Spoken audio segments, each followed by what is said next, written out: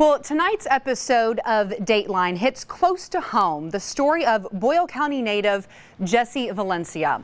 He was murdered in Columbia, Missouri, where he went to college in 2004. It's a case with a lot of twists and turns and involves someone in law enforcement. Joining us now to talk about the episode is Dateline's Keith Morrison. Keith, we hope you're doing well, and thanks so much for joining us today. Just fine. Happy to be here. Good. It's good to see you. So what made you want to cover this case again, a case that dates back to 2004?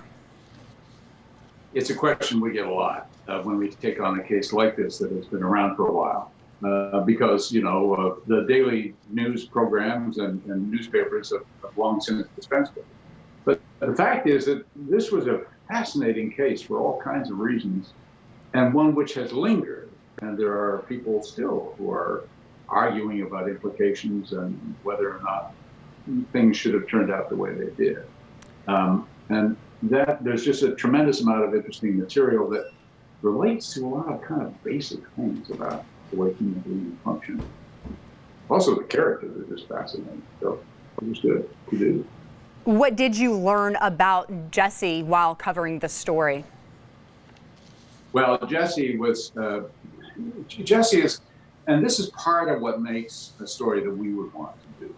Jesse is a person who should have lived, who could have made a wonderful, of course he should have lived, but had he lived, I think, could have made a remarkable contribution to the world around him. He was a very smart person. He was a very engaged person.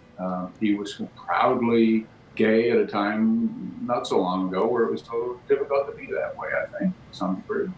And he was just smart, interesting. His relationship with his mother, Linda, was a wonder to behold. They were so close, they almost read each other's thoughts. Okay. To talk to Linda about her son, Jesse. Right. You had that pretty compelling interview with his mother. So what kind of came out of that?